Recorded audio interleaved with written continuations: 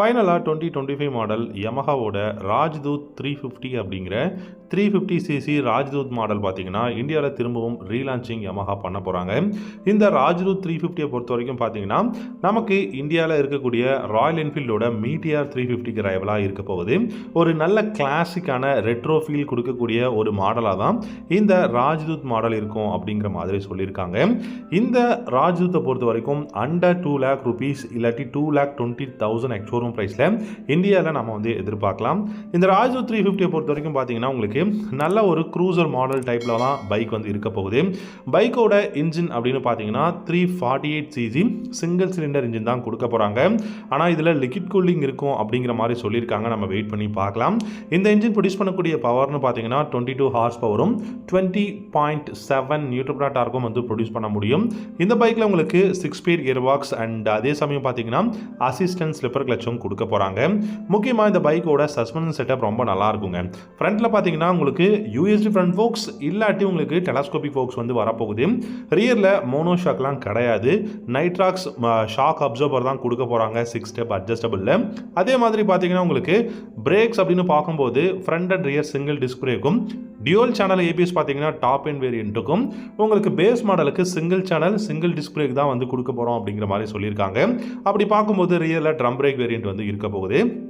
இப்போ இந்த பைக்கோட டயர்ஸ் அப்படின்னு பார்த்தோம்னா ஃப்ரண்ட்டில் வந்து 18 இன்ச் வீலும் ரியரில் 17 இன்ச் வீலும் வந்து வரப்போகுது. அலாய் வீல் தான் யூஸ் பண்ண போகிறாங்க. அண்ட் நல்ல ஒரு பெஸ்ட்டான உங்களுக்கு டயர்ஸ் வந்து வரப்போகுது, ரேடியல் டயர்ஸ். அதே மாதிரி பார்த்தீங்கன்னா உங்களுக்கு நல்ல டிஸ்க் பிரேக்கும் இருக்குது. உங்களுக்கு நல்ல பில்டு குவாலிட்டி நம்ம வந்து எதிர்பார்க்கலாம். ஸோ ஃபிட் அண்ட் ஃபினிஷ் எல்லாமே பெஸ்ட்டாக இருக்குங்க. பைக்கோட ஃபியூல் டேங்க் அப்படின்னு பார்த்தீங்கன்னா டெஃபினட்டாக உங்களுக்கு 14.5 லிட்டர்ஸ் ஃபியூல் டேங்க் கெப்பாசிட்டி இருக்க போகுது.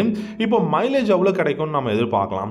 ஸோ மைலேஜை பொறுத்த வரைக்கும் பார்த்தீங்கன்னா 350cc க்ரூசர் நம்ம ஒரு 30 km/லிட்டர் மைலேஜ் வந்து பார்த்தீங்கன்னா டெஃபினட்டாக இந்த பைக்கில் எதிர்பார்க்கலாம். அண்ட் டாப் ஸ்பீடும் பார்க்கும்போது நமக்கு டெஃபினட்டாக ஒரு 130 அந்த ரேஞ்சில் நமக்கு க்ரூசிங் பீஸ் வந்து பார்த்தீங்கன்னா பெஸ்ட்டாக இருக்கும் அப்படிங்கிறது நம்ம சொல்லலாம்.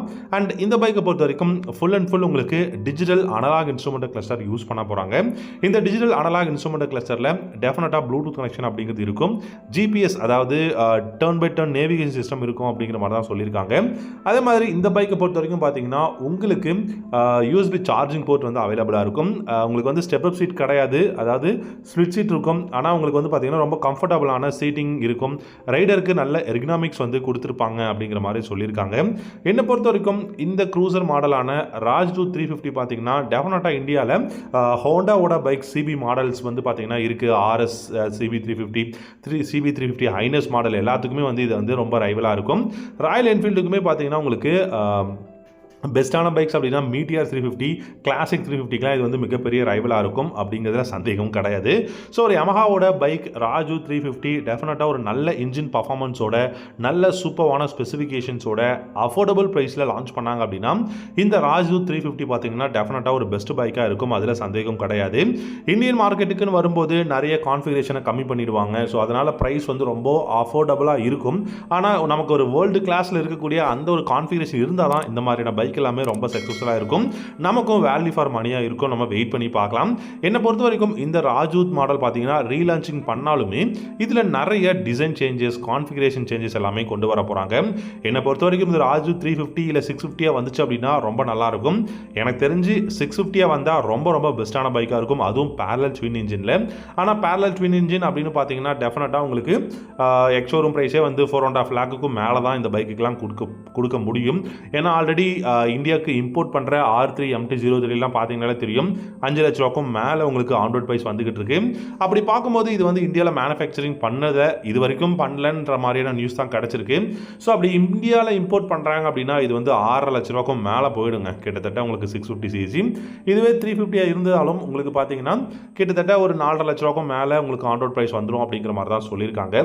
ஸோ கூடிய சீக்கிரம் யமஹா கிட்டேருந்து இந்த ஒரு க்ரூசர் மாடல் ராஜ்தூத்தோ இல்லாட்டி இந்த க்ரூசர் பைக் 350cc வேறு ஏதாவது நேமில் கூட நம்ம ஏதாவது இந்த மாதிரியான பைக் மாடல்ஸை வந்து இந்தியாவில் எதிர்பார்க்கலாம்.